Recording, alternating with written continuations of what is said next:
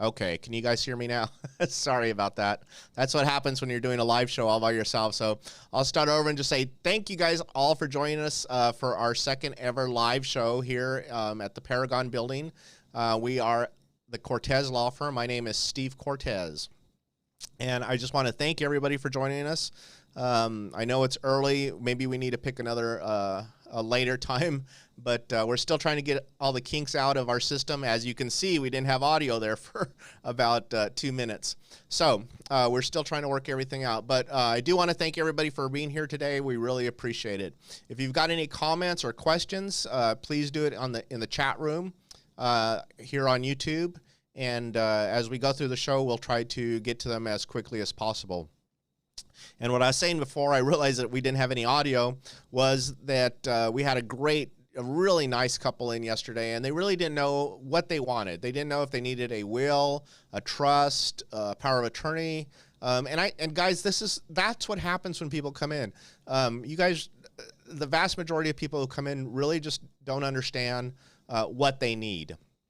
And so we sit down, and I want to have a conversation with you. And a lot of people, just like they were yesterday, are surprised that we spend so much time talking about what happens if you were to become incapacitated. So a lot of people think about estate planning, and they automatically think, what happens after I pass away? And that is part of it, and that's a very important part of it. But what we really want to concentrate on is what happens to you while you're still alive. And I call that an estate planning, I call it a revocable living trust centered estate plan. In other words, we're centering everything around you and making sure that you get what you need to make sure that you're taken care of now and that your family is taken care of later. So one of the things we did talk about yesterday a lot was probate. And we also did earlier this week on Tuesday, this past Tuesday. Today is February 29th, 2020, but this past Tuesday, I was at the Senior Living Truth Series. And guys, if you have not been to one of these seminars, you need to go. It is a great seminar that talks about all the truths of being a senior. And I know a lot of these truths we don't want to hear, but they are really, really good seminars. Every month is a different seminar. This one just happened to be on estate planning and probates. And really, we tagged it as an estate planning seminar, but inevitably, we always end up talking more about probate because there's just simply people don't understand what happens and why it's so important to have a great estate plan in place. So just like the couple yesterday, I'm going to go over with you kind of what probate is in Oklahoma. I know it's different in other states.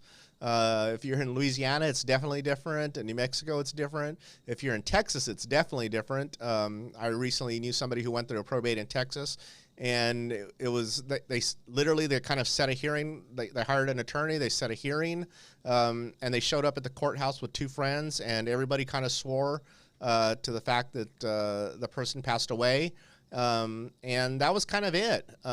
It kind of surprised me because Oklahoma is not like that at all. So let me go ahead and let me check the chat room real quick.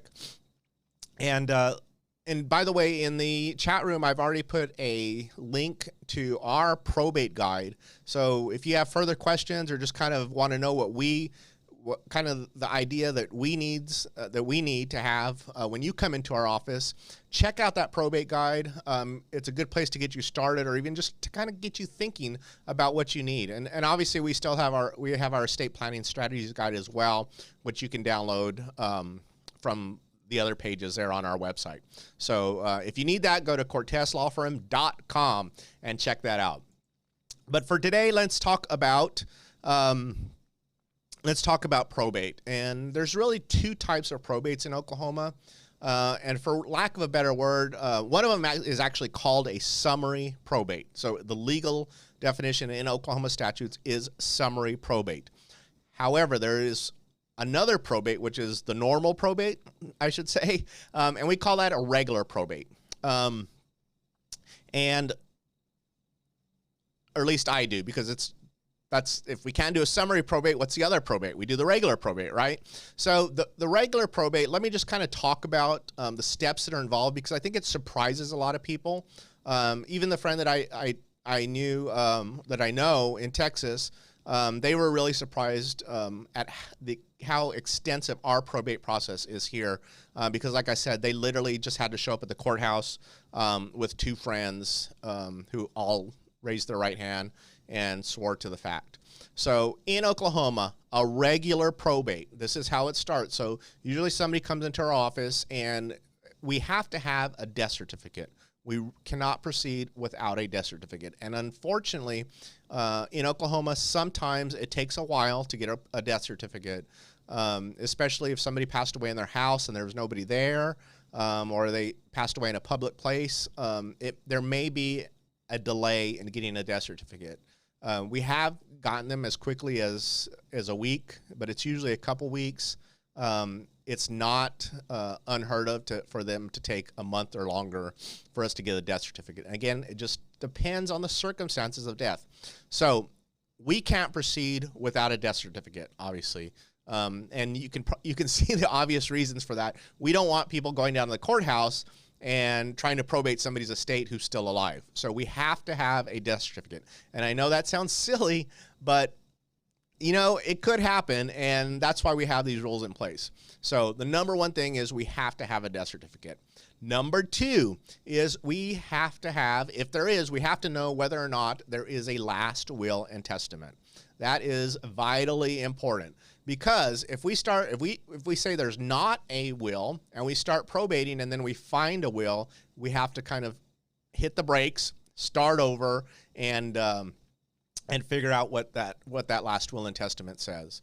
So, and I've said in other videos, and I may have said it on the last week's live stream as well, is sometimes we will find after we start the probate process, we will find a safe deposit box at a bank. And when that happens, guys, it is full stop. I mean, a full stop. We have to get access to that bank box, and sometimes it's not as easy as just showing up at the bank. Banks are very hesitant about letting people open up those boxes, even during a probate process. So, I mean, we had one a couple years ago. I am not kidding you. It took us 8 or 9 months to get into that box. It was ridiculous. So that happens. So just keep that in mind. It's people think a safe deposit box is a great place to put their stuff. I've got a video. You can look for it. Not right now. Don't leave our live stream.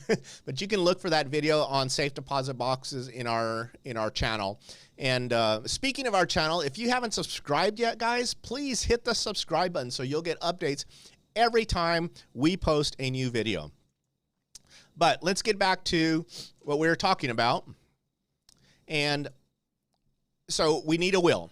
And if there's not a will, that's okay. We just need to know whether there is one or not. And we can go ahead and, if we really don't think there's one, which is most cases, unfortunately in the United States, then we can go ahead and start the probate as long as we have the death certificate. And as long as somebody is agreeable to be the personal representative of the estate. Okay, and remember, we're still talking about a regular probate here. So what we do is we fill out a petition for probate. And we have the person who wants to be the personal representative sign what's called a verification. So literally our petition for probate says that your loved one passed away, their death certificate is attached, they passed away on this date, they did not have a will. Now, if they did have a will, we'd say they have a will. And the person who wants to be the personal representative is related to the decedent in X way. It could be a brother, sister, cousin. It could just be a best friend. That happens a lot too. So whatever the relationship is, we have to put that in there as well. The person's address. They sign the verification, swearing that everything in that petition is the truth. And then we file that with a death certificate attached. And if we do have a will, we attach the will as well. And in Oklahoma, you have to file the original will to the petition. Okay. Now, unfortunately, what that means is the court now has your original petition, and sometimes people want that back. So how do you get it back? That's another story. But if you do, there is a way in statute that you can actually petition the court for the copy after everything is done, after the entire process is done. You have to actually get a court order to get it back. But Also in that petition, we ask for somebody to be appointed, obviously as a personal representative, and for there to be a determination of all of the heirs. In other words, who is to inherit from this estate. Now, I will stop there for a second and say that there may be several heirs, but if there's a will, there may actually only be one person who actually inherits anything, okay? Do you see the difference there? So we may have heirs. Let's say it's a father. The mother has previously passed away, so we have a father with 3 kids. All of those 3 kids would be his heirs, presumably, but his will may only say that the oldest son or the middle child gets everything. So the 3 of them are heirs, but only one is actually going to inherit under the will. So that's a very important distinction. Okay, so we filed that petition with the court, and along with that, we also have to get an order for a hearing for the judge to actually hear that petition at some point in the future, and it has to be at least 30 days into the future. So what does that mean? We have to wait 30 days. And during that time period, we also have to publish in the newspaper the fact that we're going to have a hearing so that anybody who wants to can come forward and be at that hearing, whether it's just because they want to or because they want to contest the hearing, okay? We also have to mail by certified mail, that's how we like to do it, by certified mail, a copy of the notice of hearing to all of the heirs. So if we go back to that father with the 3 kids, we have to send each of those children, each of his kids, a certified letter, you know, the ones with the green card, that says that we mailed it to them. And hopefully they fill it up, they sign for it. Unfortunately, we have seen recently where people are afraid that they're getting sued because they see Cortes Law Firm.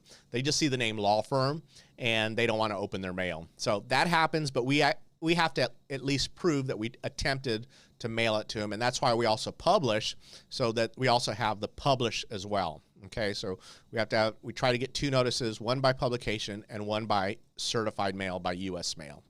Okay. So what happens at the hearing? So we wait at least 30 days, and it depends on the judge's schedule. Luckily in Oklahoma, we have great probate judges. We really do, all over the state. In Oklahoma County, we have 2 probate judges, and just depending on their docket, unfortunately, how busy, you know, how many other probate cases there are. They also handle the guardianship cases. Just depending on how many there are, we try to get on their schedule as soon as possible.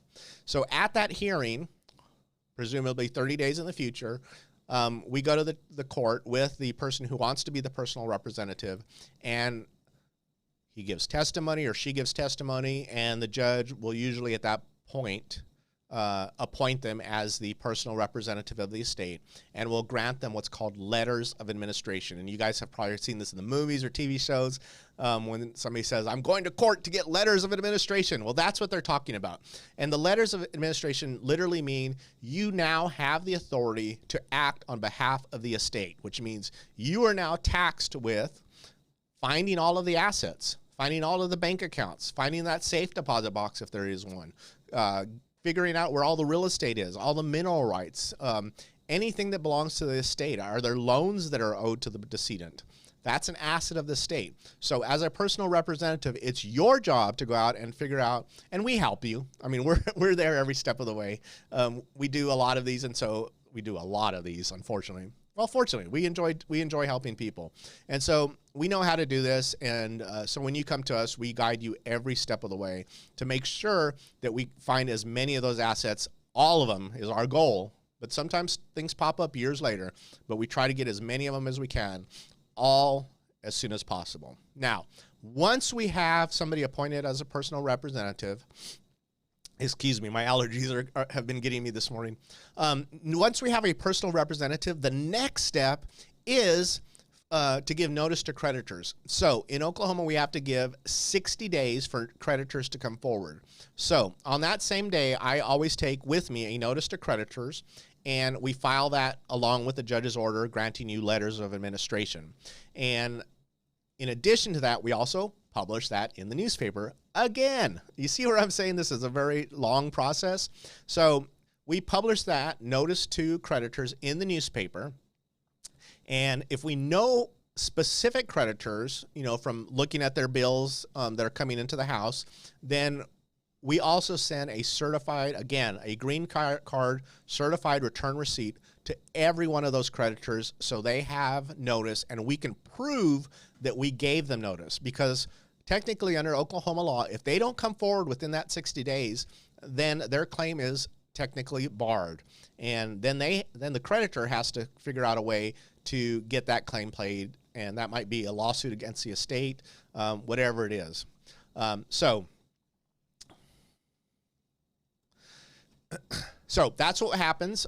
So we have to wait 60 days. So we wait those 60 days. If a claim comes in during that time period, then what we do is we get with the personal administrator, the person who's gotten letters, right? The personal administrator, and we go over the claims. So sometimes it's a hospital claim, especially if it's somebody who's passed away and they passed away in the hospital and they have a lot of medical bills. And we'll go through the medical claim, and we'll go through the explanation of benefits, the EOB that you guys probably receive every time you go to the doctor. We go through that EOB and we make sure that the insurance company is actually paid what they're supposed to pay. What happens sometimes is, and we just had this happen recently, somebody went to the hospital and they ran up a pretty big bill. I want to say it was around $80,000 or $90,000. And they found out that the person passed away and that we were probating the estate. And so they sent us a bill for $90,000. They want their money, right? Well, they had not processed that claim through the insurance yet. So we still had their private insurance. We also had Social Security, or Medicare, whichever one it was, Medicaid. And so once it was all processed, the estate only owed them, it was less than $1,000. Actually, I think it was closer to $500. So, we help people go through that process. So when you get these bills after somebody passes away, don't panic. It just happens that a lot of times, these are big companies, hospitals, they turn them over to their claims department, and a lot of times it's just the right hand not talking to the left hand. So anyway, we were able to get that claim down. So if it's a legitimate claim, then we have the personal representative sign an affidavit saying that they do want to pay the claim. And then we take it to the judge and ask the judge to approve it as well. So we have to have the personal representative approve payment and the judge approve payment. Once that happens, we will issue a check to the creditor to pay off that claim with the agreement from them that they are going to release the claim. In other words, release the estate from paying that claim, from all future claims to that claim. Does that make sense? Okay, so that $90,000 hospital bill, we paid the $500, and then the creditor, the hospital, gave us a release saying that it was paid off. So we didn't have to worry about it anymore. Okay, so that's what happens. So we have to wait those 60 days. And then what we do is we have to do an inventory and appraisement. So literally we have to get appraisers to appraise everything, figure out how much everything is worth. And that can be kind of a time-consuming, expensive, and laborious process. Labor-intensive. I don't know why I'm using fancy words. It can be a labor-intensive process, which means if we're having to work on it, if you're having to work on it, we have experts working on it, it's costing you money. It's costing the estate money that could be going to the heirs instead, right? So what we can do under Oklahoma law, if all of the heirs agree, they can sign a consent agreeing to waive the inventory and appraisement. So that's what we normally do, but we wait till we're done with the creditors. Once that's done, we'll have all the heirs file that waiver. Then we attach those waivers. Let's go back to that father with the 3 kids. If they all agree, we'll get a waiver from each one of them, and we will draft what's called an application to waive inventory and appraisement. And we'll attach the 3 consents. We take them to the judge along with a proposed order for him to sign or for her to sign. And if the judge agrees with the heirs, and I've seen it, most of the time they always do agree, unless it's a really complicated estate. So they will usually sign the order. Once we get that order, then we can proceed to the next step, okay? So guys, as you can see, we're already 90 days into this process if everything goes perfectly well. Like there's no delays, and there's going to be delays, okay? Because we have to get on the judge's schedule. So that means, you know, even though it's 30 days, it may be 45, it may be 50 days before we can actually get that hearing. So at a minimum, we're already at 90 days right now, right? So then once we get that waiver and the judge approves the waiver, then what we need to do is sorry, I'm just checking on our chat, make sure I haven't missed anybody. Once we get that, then I get with the personal representative and we put together a final account. And if there's a will, depending on if there's a will or not, we figure out what the distribution is going to be. And it's usually just on a percentage basis because that's how people write their wills. So going back to that father, a third to this child, a third to this child, or a third to that child. I've also seen people where, you know, they have 3 kids and they'll say, okay, we're giving a fourth of our estate to a charity. A lot of great charities out there. There's the American Cancer Society. There's City Rescue Mission. Those are 2 of my favorite. The Humane Society. That brings up a great point. A great local shelter here in Oklahoma is Misfit Mutts. I think that's the name of their. Look them up if you're in Oklahoma. Great organization if you're looking someplace to donate money to. Great organization. So is American Cancer Society and City Rescue Mission, and there's tons of others.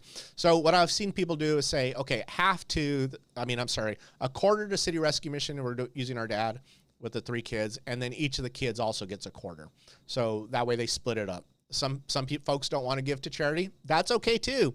And it might be a third, a third, a third. Okay, so whatever the distribution is, we work with the personal representative and we come up with an inventory, a final account of everything that we now have and how it's going to be split up. And guess what, guys? We have to set that for hearing. So it is a final account, which means that if everything goes right, then we finally get a final order and an order from a judge saying we can distribute the assets of the estate. That has to be set for at least 30 days in the future. And again, it depends on the judge's schedule, and we also have to publish, and we also have to send notice to all of the heirs. So if they want to, they can show up and contest what's in that final account. There is also the possibility of selling real estate during the probate process. A lot of times, like let's go back to those 3 heirs from that father, they don't want to be a third owner with their brother or sister, or they just don't want to deal with having to have a have a real estate house out there, their father's house, because there's going to be upkeep, right? I mean, you're going to have to still mow the lawn, keep the utilities on, or are you going to rent it out? What are you going to do with this house? So generally what happens during the probate process is we try to sell the house. And there's 2 ways to sell the house during a probate. One is it's a long process. We actually have to get an order from the judge, and the judge has to literally approve every step of the way. You have to have an auction. I mean, it's a mess. But that's one way to sell the house if the heirs don't agree to sell the property. If all the heirs agree to sell the property, then we can do what's called a Section 239 sale. So again, all of the heirs sign a waiver, an application saying, hey, we want to sell the house, Judge. Can we please have permission? Can we have your permission to sell our father's house as part of the estate? And if the judge agrees, then that's it. You can sell the house. Hopefully the house sells, and it usually does, prior to the probate being over. And that money, the proceeds from the sale of the house, go into the estate bank account. Okay, and we'll do that as part of the regular probate process. And so, as you can see, guys, if you just add up, if everything went perfect, then we're looking at 4 months, right? If everything went perfect. It's not going to, because of the judge's schedule, of your schedule, quite frankly, our schedule sometimes. You're looking at a minimum of 4 months. It's usually around 6 months, and sometimes 6 to 9 months. So that's usually what I tell people is your probate, a regular probate in Oklahoma, is going to take about 6 to 9 months, unfortunately. We try to get it done as quickly as possible, but sometimes there's just, sometimes we can't get heirs to sign consents. And we're literally waiting, a month or 2 for an heir to sign a consent to sell a house or whatever it is. And that delays the process. An heir might want an accounting. We've had that happen a couple times where they felt like the personal representative was hiding the ball for some reason, and so we literally had to, you know, produce a lot of documents at a huge expense to the estate, a huge expense to the other person as well, and it delayed the process. That case, I think it delayed it about 2 or 3 months. So again, it just depends on whether everybody's getting along or not. So try to get along. That's a regular probate. So the next, I told you earlier that there's also what's called a summary probate. And these are a summary, a quicker probate.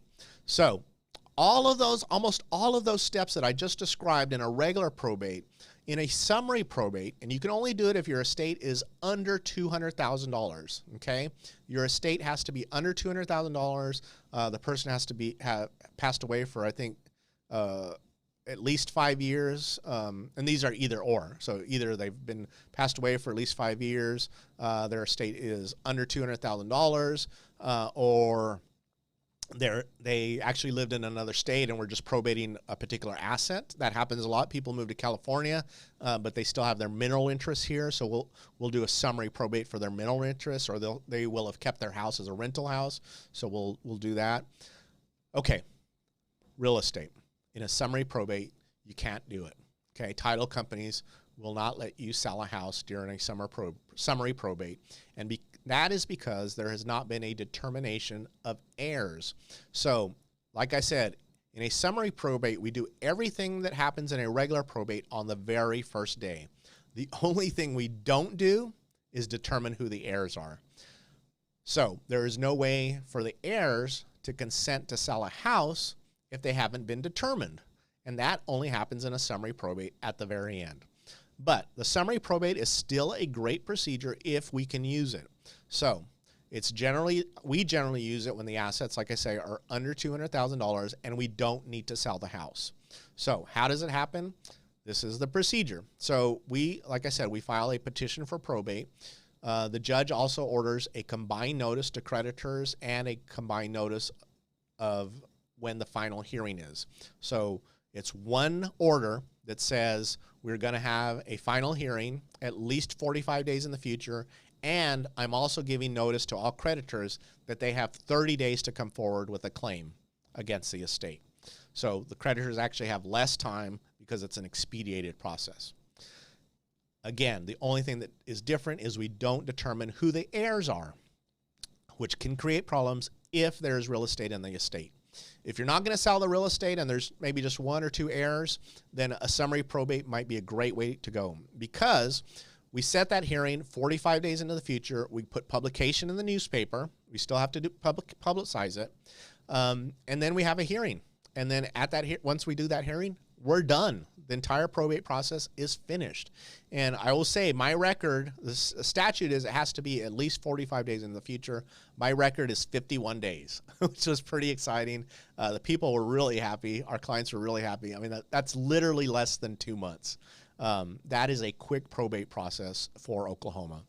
So that is still out there, a summary probate. I don't know if I explained it really well today, because I went in such depth in trying to explain what it is for a regular probate.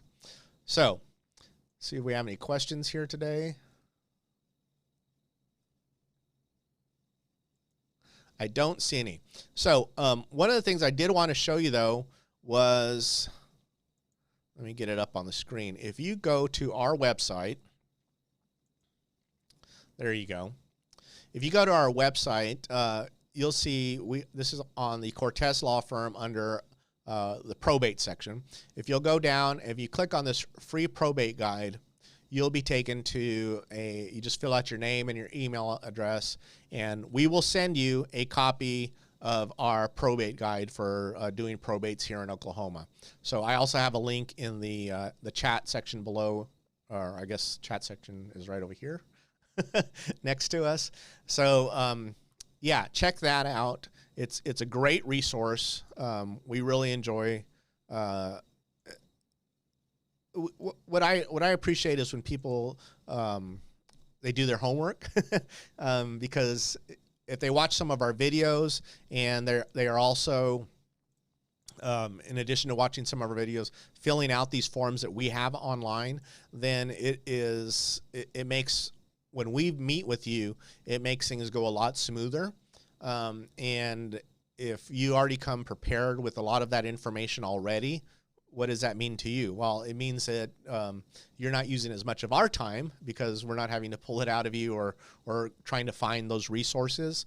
If you do a lot of that homework for us, then we just need to verify and make sure that it's correct, and we go from there, right?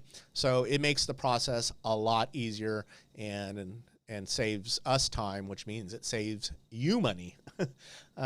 So I would check out that guide. Again, just go to the Cortes Law Firm and fill it out. Let's see if I can. Oops, sorry about that. Anyway, go to the Cortes Law Firm, fill out and get that guide. It's very helpful. Even if you don't have to go through the probate process right now, it'll probably just kind of open your eyes up to what is necessary. The other thing is, you can go to our website on the estate planning section and kind of get our estate planning strategies guide, and that will give you a lot of guidance as well. And of course, if you have any questions, you can always come to us and give us a call or drop us a line in our chat group. We'd be more than happy to answer those questions. So I don't see any other questions here today. So thanks for watching. I hope you enjoyed it. And if you got value today, then can you do me a huge favor and hit the like button below? I would really, really appreciate it. And if this is your first time here, then please hit the subscribe button as well, so you'll get updates every time we post a new video. And that way you'll know when we're going to go live next. Now, I will say we're trying to go, our agenda is to go live every Saturday at 8:30. We're a little late. We may move this to 9 o'clock. But our idea is to do this every Saturday on a regular basis. And if you guys got questions, then, just come forward, ask us, and we'll try to help you out. So have a great weekend. It looks like, they've been saying it's going to be 70 all day. I'm looking outside. There are a bunch of geese in front of my office building. So they're probably wondering what happened to the cold weather. But it's supposed to be a great day. So have a great day. Have a great weekend. And as always, have an awesome week. We'll see you next time. Thanks for watching.